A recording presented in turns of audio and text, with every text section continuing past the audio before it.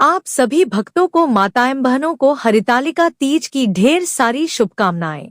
भक्तों, इस बार 26 अगस्त मंगलवार को हरतालिका तीज है।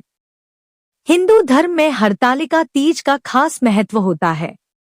भाद्र मास की शुक्ल पक्ष की तृतीया तिथि के दिन इस व्रत को रखा जाता है। मान्यता है कि सुहागिन महिलाओं द्वारा इस व्रत को रखने से उन्हें अखंड सौभाग्य की प्राप्ति होती है। हरतालिका तीज के दिन महिलाएं निर्जला व्रत रखती हैं और भगवान शिव व माता पार्वती की विधि विधान से पूजा करती हैं। वहीं इस बार का हरतालिका तीज और भी ज्यादा खास हो रहा है, क्योंकि इस दिन कई शुभ संयोग बन रहे हैं। ऐसे में इस साल इस व्रत को रखने से महिलाओं को भगवान की विशेष कृपा प्राप्त हो सकती है। माताएं बहनों, अभी तक आप लोगों ने परंपरागत तरीके से या इधर-उधर से सुनकर या फिर अपने रिश्तेदारों से सलाह लेकर यह हरितालिका तीज का व्रत किया होगा, या आपको आपकी माता दादी सास ने बताया होगा कि हरितालिका व्रत कैसे रखना है, इसके नियम क्या हैं। जैसे जैसे नियम आपके बड़े बुजुर्ग रिश्तेदारों ने बताए हैं, आप उन्हीं नियमों से हरतालिका तीज का व्रत करती आ रही हैं। पर जो महिलाएं पहली बार तीज का व्रत उठा रही हैं, वह सोच रही होंगी कि कैसे व्रत रखना है, क्या नियम है, क्या विधि है। इसके बारे में आप अपनी माताओं, बहनों, दादी, रिश्तेदारों से सुनते आ रहे हैं। लेकिन आज हम इस वीडियो के माध्यम से शास्त्रों की नई नई बातें भी बताएंगे, जिससे आपको सब कुछ स्पष्ट हो जाएगा। और जो पहली बार हरतालिका तीज का व्रत करना चाहती हैं, उन माताओं बहनों के लिए यह वीडियो बहुत ही लाभदायक सिद्ध होगी। इसलिए सभी माताएं बहनें, हम यही कहना चाहेंगे कि अपने सभी कामों को एक तरफ रखकर इस वीडियो को पूरा जरूर देख लें। अगर आपने इस जानकारी को अच्छे से समझ लिया तो आपकी हरितालिका तीज की पूजा संपूर्ण मानी जाएगी। क्योंकि आज हम आपको इस वीडियो में हरितालिका तीज की संपूर्ण पूजा विधि से लेकर व्रत के नियम, पारण विधि और खाने पीने के नियम बताएंगे। यानी व्रत की शुरुआत से लेकर अंत तक के संपूर्ण नियम इस छोटी सी वीडियो में बताने जा रहे हैं।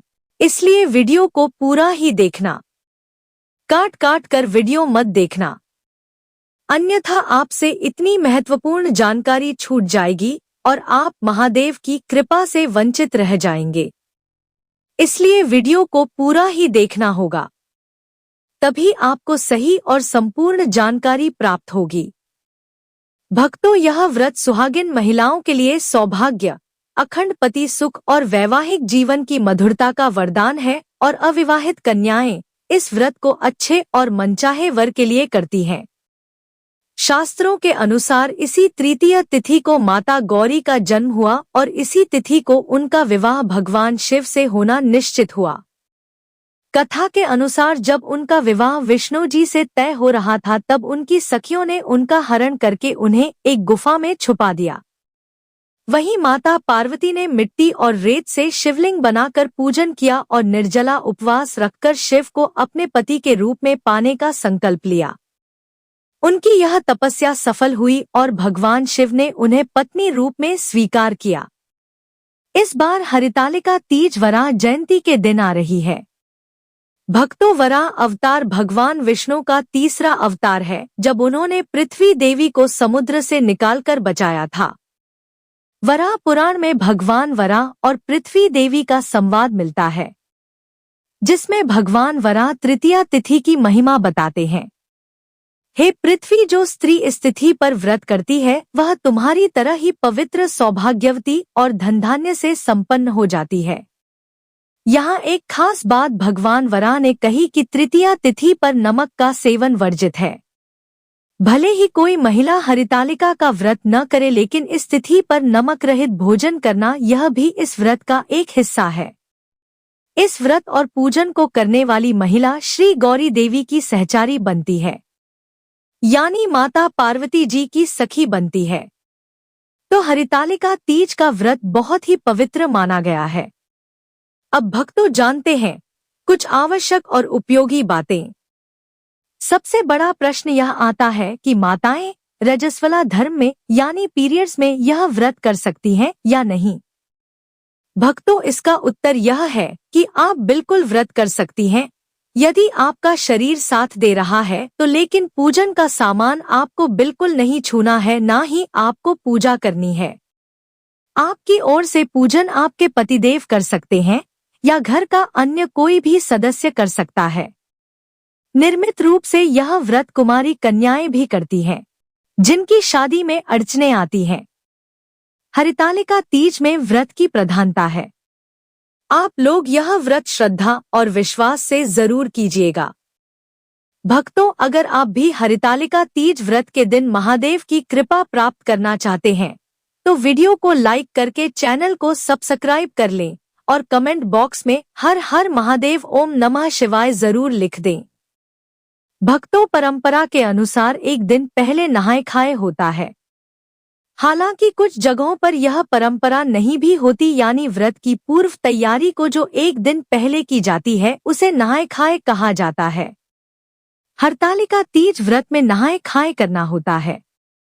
नहाए खाए का मतलब है सूर्योदय के बाद पवित्र स्नान करके घर की सफाई करके शुद्ध सात्विक भोजन करना और अगले दिन के व्रत के लिए मानसिक व आध्यात्मिक रूप से तैयार होना। चलिए जानते हैं नहाए खाए के नियम। सुबह सूर्योदय से पहले उठे, ब्रह्मा मुहूर्त में स्नान करें। बाल धोना और शुद्ध वस्त्र पहनना इस दिन जरूरी माना गया है। घर की साफ सफाई करें। पूजा स्थान, रसोई और मुख्य द्वार की विशेष सफाई करें। मान्यता है कि स्वच्छता से ही घर में देवी देवताओं का आगमन होता है। इस दिन लहसुन प्याज वर्जित है। नहाए खाए के दिन और व्रत के अगले दिन पारण तक लहसुन और प्याज का सेवन बिल्कुल ना करें। केवल शुद्ध सात्विक और सात्विक भोजन करें। नमक लिया जा सकता है, लेकिन कुछ परंपराओं में नहाए खाए के दिन भी नमक छोड़ दिया जाता है। अब बात करें श्रृंगार सामग्री की तैयारी की। इसी दिन 16 श्रृंगार की वस्तुएं, पूजा की सारी सामग्री और मेहंदी आदि एकत्रित कर लें। शाम तक मेहंदी लगवा लें, क्योंकि व्रत के दिन मेहंदी लगाना अशुभ माना जाता है। अब आगे बढ़ते हैं। कई जगहों पर परंपरा है कि व्रत वाले दिन यानी 26 तारीख की सुबह सूर्योदय से पूर्व कुछ खा लिया जाता है। इसे सरगी कहा जाता है। तो देखिए माताएं बहनें, यदि आप रात को यानी सूर्योदय से पूर्व भोजन करती हैं तो दिन में कुछ और ना खाएं, नहीं तो दिन भर आपको ज्यादा भूख प्यास लग सकती है। इस बात का विशेष ध्यान रखें। आप चाह तो नारियल पानी या ऐसे फल खा सकती हैं जिनसे प्यास कम लगे। अब बात आती है ब्रश की। तो सुबह सूर्योदय से पहले स्नान कर लीजिएगा और जैसा कि व्रत होता है, व्रत में ब्रश नहीं किया जाता क्योंकि बाजार के टूथपेस्ट और मंजन में नमक व केमिकल होते हैं जिससे व्रत खंडित हो सकता है। कई महिलाएं जानकारी के अभाव में सुबह ब्रश कर लेती हैं, जिससे व्रत रखने से पहले ही टूट जाता है। देखिए एकादशी जैसे व्रत में तो दातून भी वर्जित होती है, लेकिन इस व्रत में आप दातून कर सकते हैं। अगर दातून नहीं हो तो कोरा ब्रश ले लीजिए, बिना पेस्ट बिना मंजन के, क्योंकि यह निर्जला व्रत होता है जिसमें पानी भी नहीं पिया जाता है। इसलिए हर चीज का विशेष ध्यान रखना है। अब बात करते हैं इस दिन कौन से रंग के कपड़े पहनने चाहिए। तो भक्तों, इस दिन लाल या पीले रंग के कपड़े पहने, चाहे वह साड़ी हो या सूट। अब कई लोग पूछेंगे कि क्या पहले से पहनी हुई साड़ी पहन सकते हैं? तो जी हाँ, पहन सकते हैं, लेकिन वह साड़ी पूजा के समय पहनी गई हो तो आप उसे धोकर दोबारा पहन सकते हैं। हरितालिका तीज का व्रत माता पार्वती और भगवान शिव के दिव्य मिलन की स्मृति में रखा जाता है। इस दिन सुहागिन महिलाएं माता गौरी का रूप धारण करती हैं और 16 श्रृंगार करके उनके सामने बैठती हैं। शास्त्रों में कहा गया है, श्रृंगारण्या सौभाग्यवती भवती, अर्थात जो स्त्री व्रत के दिन श्रृंगार करती है उसका सौभाग्य अक्षुण्य रहता है और उसके पति को दीर्घायु प्राप्त होती है। आप इस दिन दीजिए यानी 16 श्रृंगार जरूर करें। अब बात करते हैं पूजन की तो तृतीया तिथि यानी 26 तारीख की सुबह का पूजन समय रहेगा। इसी समय पर आपको पूजा करनी है। सुबह स्नान के बाद इसी पूजन मुहूर्त में पूजा कीजिएगा और पूजा कैसे करनी है यह हम आपको वीडियो के अंत में विस्तार से बताएंगे। और जो महिलाएं पहली बार व्रत कर रही हैं वह इस पूजा विधि को अच्छे से समझ लें। ध्यान रहे, पूजन की शुरुआत में हाथ में अक्षत, पुष्प और जल लेकर संकल्प करना है कि मैं यह हरितालिका तीज का व्रत कर रही हूँ। हे भगवान, मुझे सफलता दीजिए। सुबह ही पूजन के समय आप व्रत कथा सुन लीजिएगा। हाथ में अक्षत, पुष्प और कुछ दक्षिणा लेकर व्रत कथा सुने और कथा के बाद वो द्रव्य भगवान के आगे समर्पित कर दें। चलिए अब हम आपको यह भी बता देते हैं कि हरितालिका तीज का यह पावन व्रत इस वर्ष किस दिन रखा जाएगा, पूजा का शुभ मुहूर्त क्या है और व्रत का पारण किस दिन और कैसे करना है। यह सारी जानकारी आपको सही और सटीक समय के साथ दी जाएगी ताकि कोई भी भ्रम ना रहे। हरितालिका तीज का व्रत इस वर्ष 2025 में मंगलवार 26 अगस्त को रखा जाएगा। यह तिथि भाद्रपद मास के शुक्ल पक्ष की तृतीया तिथि को पड़ रही है। अब आप सोचेंगे कि तिथि तो 25 अगस्त को ही शुरू हो रही है, तो फिर व्रत 26 को क्यों? तो ध्यान दीजिए, तृतीया तिथि शुरू हो रही है 25 अगस्त दोपहर 12:34 पर और समाप्त हो रही है 26 अगस्त दोपहर 1:07 पर। लेकिन क्योंकि व्रत सूर्योदय के साथ माना जाता है और सूर्योदय 26 अगस्त को है, इसलिए पूजा और व्रत दोनों 26 अगस्त को ही रखे जाएंगे। अब बात करते हैं पूजा के शुभ मुहूर्त की। तो 26 अगस्त को पूजा का श्रेष्ठ समय है सुबह 5:56 से लेकर 8:31 तक। इस समय के भीतर अगर आप विधि पूर्वक पूजा करती हैं तो बहुत ही शुभ फल की प्राप्ति होती है। यह मुहूर्त लगभग 2 घंटे 35 मिनट का रहेगा। अब रही बात व्रत पारण की, तो व्रत खोलने का समय है अगले दिन यानी 27 अगस्त को सूर्योदय के बाद। इस दिन प्रातःकाल जब सूरज की पहली किरणें आपके आंगन में पड़ेंगी तब माता पार्वती और भगवान शिव को प्रणाम करके व्रत का पारण करें। लेकिन शास्त्रों के अनुसार व्रत का समापन तभी पूर्ण माना जाता है जब विधि पूर्वक पारण किया जाए। इसलिए 27 अगस्त को पारण करके ही यह संपूर्ण व्रत पूर्णता को प्राप्त होता है। अब अगला थोड़ा दुविधा वाला सवाल आता है। कई लोग कहते हैं कि हरितालिका तीज के दिन मिट्टी का शिव परिवार बनाकर पूजा करनी चाहिए।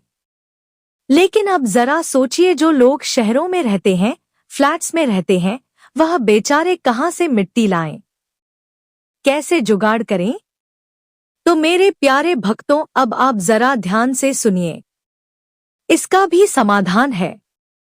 देखिए, जब माता पार्वती जी का विवाह श्री हरि विष्णु जी से तय हो गया था तब उनकी सखियों ने उनका हरण कर लिया था। और फिर क्या हुआ?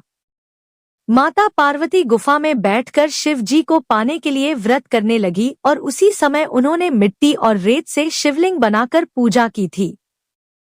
तभी से यह परंपरा शुरू हुई थी। अब आज के युग में हमारे पास विकल्प है। जो लोग मिट्टी का शिव परिवार बना सकते हैं, जरूर बनाएं। बहुत ही उत्तम बात है। लेकिन अगर आपके पास मिट्टी का जुगाड़ नहीं है तो चिंता मत कीजिए। आप एक शिव परिवार का साफ सुथरा फोटो ले लीजिए, या फिर किसी के पास धातु की या पीतल की प्रतिमा है तो उस पर भी आप पूरी श्रद्धा से पूजा कर सकते हैं। अब अगला सवाल आता है, विसर्जन कैसे करें? तो देखिए, जो लोग मिट्टी का शिव परिवार बना रहे हैं वह पूजा के बाद उसे नदी, तालाब या जल में विसर्जित करें। यही परंपरा है। लेकिन जिन लोगों ने फोटो या धातु की मूर्ति से पूजा की है उनके लिए नियम थोड़ा अलग है। पूजा के अंतिम समय जब आप विसर्जन की भावना से भगवान को विदा कर रहे हैं, उस समय फोटो को अपने पूजा स्थल से थोड़ा खिसका देना यह भी विसर्जन माना जाता है। आप अपने मन से भगवान को विदा करें। भाव ही सबसे बड़ा होता है, और अगर आपने धातु की मूर्ति से पूजा की है तो उसे भी विसर्जन के समय थोड़ा सा खिसका दीजिए। पानी में डालने की जरूरत नहीं है, क्योंकि धातु की मूर्ति स्थायी होती है। अब अगला बहुत पूछा जाने वाला प्रश्न आता है, एक बार यह व्रत कर लिया तो क्या हर साल करना जरूरी है? तो देखिए मेरे भाई बहनों, ऐसे सवाल अक्सर डर की वजह से आते हैं। कोई कहता है कि अगर एक बार व्रत उठा लिया तो अब जीवन भर करना ही पड़ेगा, नहीं किया तो भगवान नाराज हो जाएंगे, यह हो जाएगा वो हो जाएगा। लेकिन जरा सोचिए, क्या हमारे शिवजी और माता गौरा जो हमारे माता पिता हैं, वे अपने बच्चों से बुरा चाह सकते हैं? नहीं ना। तो डरिए मत। अगर आप हर साल यह व्रत कर सकते हैं तो अवश्य कीजिए, लेकिन अगर किसी साल ना हो पाए तो भ्रम में मत आइए। जब तक आपके मन में श्रद्धा है तब तक भगवान आपके पास है। और हाँ, जो लोग डराते हैं उनसे जरूर पूछिए कि यह किस शास्त्र में लिखा है, और अगर मिल जाए तो मुझे भी भेज देना। चलिए माताएं और बहनों, अब जान लेते हैं कि हरितालिका तीज की पूजा घर पर ही कैसे करनी है और किन नियमों का विशेष ध्यान रखना है। क्योंकि देखिए, कुछ महिलाएं गांवों से हैं, कुछ ज्यादा पढ़ी लिखी नहीं है और कुछ पहली बार यह व्रत कर रही हैं। तो इस वीडियो में हम आपको बिल्कुल साधारण और साफ तरीके से बताने जा रहे हैं पूजा विधि, जिससे आपको कोई भी कठिनाई ना हो। और हाँ, आपसे एक निवेदन भी है, इस वीडियो को अभी लाइक कर दीजिए और चैनल को सब्सक्राइब जरूर कर लीजिए, ताकि आगे भी इसी तरह की काम की जानकारी आप तक बिना रुके पहुंचती रहे। तो शुरू करते हैं इस व्रत की विधि। हरितालिका तीज का व्रत माता पार्वती और भगवान शिव के दिव्य मिलन की स्मृति में रखा जाता है। यह व्रत सुहागन स्त्रियां अपने पति की लंबी उम्र और वैवाहिक सुख के लिए करती हैं, और कुंवारी कन्याएं अच्छे वर की प्राप्ति के लिए इस व्रत को रखती हैं। व्रत से एक दिन पहले यानी द्वितीया तिथि को सात्विक भोजन करना होता है। उस दिन प्याज, लहसुन, मांस, मदिरा जैसी चीजों से पूरी तरह परहेज करना है। भोजन के बाद मन में संकल्प लेना है, कल मैं हरितालिका तीज का व्रत करूंगी, माता पार्वती की पूजा करूंगी और इस व्रत को पूरी श्रद्धा से निभाऊंगी। अब पूजा की तैयारी में लग जाइए। पूजा के लिए माता पार्वती और भगवान शिव की मिट्टी की प्रतिमा अगर आप बना सके तो बहुत शुभ है, नहीं तो साफ सुथरे चित्र भी रखे जा सकते हैं। चबूतरे पर पीली या लाल मिट्टी लगाकर उसे सजाएं। ऊपर पीला या लाल कपड़ा बिछाएं। फूलों में गेंदे, गुलाब जो मिल सके वह रखें। बेलपत्र, धतूरा, चावल यानी अक्षत, रोली, हल्दी, दूध, दही, घी, शहद और मिश्री से पंचामृत बनाएं। गंगाजल हो तो बहुत अच्छा।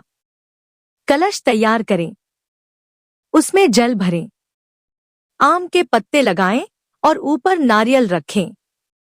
दीपक, अगरबत्ती, मौली, कलावा, मौसमी फल, पान सुपारी, मिठाई, साड़ी, चूड़ी, सिंदूर, श्रृंगार का सामान और माता के लिए एक नई चुनरी भी रखें। अगर कुशा मिल सके तो वह भी रखें। शिवलिंग अगर हो सके तो मिट्टी या पीतल का जरूर रखें। अब व्रत वाले दिन यानी तृतीया तिथि को सुबह जल्दी उठकर स्नान करें। साफ सुथरी साड़ी पहने और सिर ढके। इस दिन बिना अन्न खाए रहना होता है। केवल फलाहार करें या जल भी ना लें। निर्जल रहें। हालांकि अगर आप पहली बार व्रत रख रही हैं और निर्जल व्रत कठिन लगे तो फलाहार कर सकती हैं, लेकिन अन्न बिल्कुल नहीं लेना है। पूजा स्थान को अच्छे से साफ करके माता पिता की मूर्ति या चित्र स्थापित करें। उनके सामने कलश रखें, जल और नारियल सहित दीपक जलाएं और बोले ओम दीप ज्योतिषे नमः। सबसे पहले गणेश जी की पूजा करें, क्योंकि कोई भी पूजा उनके बिना शुरू नहीं होती। फिर माता पार्वती और भगवान शिव का आह्वान करें। ओम नमः शिवाय और ओम पार्वतीय नमः मंत्र का जाप करें। अब मूर्तियों को स्नान कराएं। पहले गंगा जल, फिर पंचामृत, फिर स्वच्छ जल से। इसके बाद उन्हें कपड़े से पोंछकर नए वस्त्र पहनाएं। माता को चुनरी ओढ़ाए, सिंदूर, बिंदी, हार, फूल सभी चीजों से श्रृंगार करें। भगवान को बेलपत्र, फूल, फल, धतूरा, अक्षत, रोली, हल्दी अर्पित करें। माता को 16 श्रृंगार का सामान चढ़ाएं। अगर पूरा ना हो सके तो जितना उपलब्ध हो उसी से करें। भगवान भाव के भूखे हैं। भोग में फल, मिठाई और पान सुपारी रखें। अब व्रत कथा का पाठ या श्रवण करें। हरितालिका तीज की कथा जरूर सुनें, चाहे आप पढ़ सके या ना पढ़ सकें। सुनना भी उतना ही फलदायी है। इसके बाद शिव जी और माता पार्वती की आरती करें। हाथ जोड़कर प्रणाम करें और मन से अपनी प्रार्थना करें। जो इच्छा हो श्रद्धा से भगवान को कहें। अब बात आती है रात की, तो इस रात जागरण करने की परंपरा है। भजन कीर्तन करें। शिव पार्वती की महिमा का श्रवण करें। अगर स्वास्थ्य ठीक ना हो तो आप पूजा स्थान के पास ही बैठकर मंत्र जपते हुए विश्राम कर सकती हैं, पर सोना नहीं है। व्रत का समापन यानी व्रत खोलना अगले दिन चतुर्थी तिथि को किया जाता है। उस दिन सुबह उठकर स्नान करें। भगवान की फिर से पूजा करें। अगर रात को चंद्रमा को अर्घ्य नहीं दिया तो सुबह जरूर दें। फिर किसी ब्राह्मण या सुहागन स्त्री को वस्त्र, फल या सामर्थ्य अनुसार कुछ ना कुछ दान करें। उसके बाद ही व्रत खोलें और भोजन करें। इस पूरे व्रत में कुछ बातों का बहुत ध्यान रखें। साफ, सच्ची और सादी भाषा में बात करें। किसी से झूठ या अपशब्द ना कहें। क्रोध ना करें। किसी को दुख ना दें। पति या भावी पति के लिए मन में हमेशा शुभ और सात्विक भाव रखें।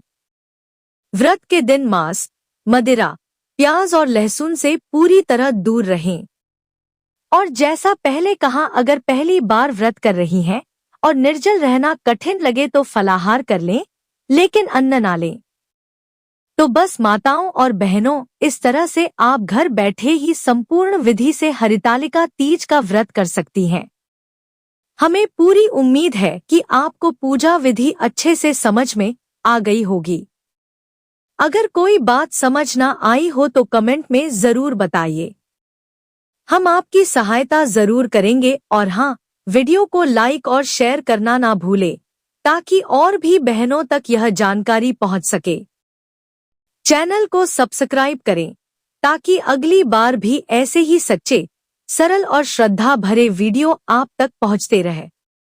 अब चलिए हम आपको इस व्रत के पीछे की वह पौराणिक कथा भी संक्षेप में सुना देते हैं, जो हर स्त्री के जीवन को एक नई दिशा देती है। बहुत समय पहले की बात है। राजा हिमवान की एक पुत्री थी जिसका नाम था पार्वती। वह बाल्यकाल से ही भगवान शिव को ही अपना पति मान चुकी थी। उनका मन कहीं और लग ही नहीं सकता था। एक दिन राजा हिमवान ने अपनी बेटी के विवाह के लिए भगवान विष्णु का प्रस्ताव स्वीकार कर लिया। उन्हें यह जान नहीं था कि पार्वती मन ही मन शिव को ही पति के रूप में स्वीकार कर चुकी है। यह बात जब पार्वती को पता चली तो उनका हृदय पीड़ा से भर गया। वह अपनी सखी के साथ वन की ओर चली गई। वहां उन्होंने कठिन तपस्या की। कई दिनों तक निर्जल व्रत रखा। केवल शिव नाम का जाप किया और मिट्टी से शिव और पार्वती की प्रतिमा बनाकर आराधना करती रही। तृतीया तिथि का दिन आया और माता पार्वती ने उस दिन भी कठोर उपवास रखते हुए अपने आराध्य भगवान शिव की पूजा की। उनकी श्रद्धा और अटल विश्वास को देखकर भगवान शिव स्वयं प्रकट हुए और बोले, हे देवी, तुम्हारी इस अटूट भक्ति और तपस्या से मैं अत्यंत प्रसन्न हूँ। अब मैं तुम्हें अपनी अर्धांगिनी के रूप में स्वीकार करता हूँ। और इसके बाद ही भगवान शिव और माता पार्वती का विवाह संपन्न हुआ। तभी से इस व्रत को हरितालिका तीज के नाम से जाना जाता है। इस व्रत के फल स्वरूप सुहागन स्त्रियों को अपने पति की दीर्घायु, स्वास्थ्य और प्रेमपूर्ण दाम्पत्य जीवन का आशीर्वाद मिलता है। कुंवारी कन्याओं को योग्य और आदर्श जीवन साथी प्राप्त होता है। जो महिलाएं संतान सुख की कामना करती हैं, उनके लिए संतान प्राप्ति का भी योग बनता है और सबसे बड़ा फल यह होता है मन की शुद्धि, आत्मबल की वृद्धि और जीवन में स्थिरता, समृद्धि और शांति का संचार। यह कथा हमें सिखाती है कि जब विश्वास अडिग हो, मन सच्चा हो और श्रद्धा बिना डगमगाए हो तो असंभव भी संभव हो जाता है। जैसे माता पार्वती ने शिव को पाने के लिए अपना सर्वस्व समर्पित किया, वैसे ही जो भी स्त्री इस व्रत को पूरी श्रद्धा और नियम से करती है, उसे अपने जीवन में वही सुख, वही फल, वही आशीर्वाद मिलता है जिसकी वह सच्चे मन से कामना करती है। तो माताओं, बहनों, उम्मीद है कि आपको हमारे द्वारा दी गई यह जानकारी अच्छी लगी होगी। अगर आप वाकई में इस वीडियो से कुछ सीख पाई हैं, कुछ नया समझ पाई हैं, तो कमेंट में जरूर लिखें। हर हर महादेव।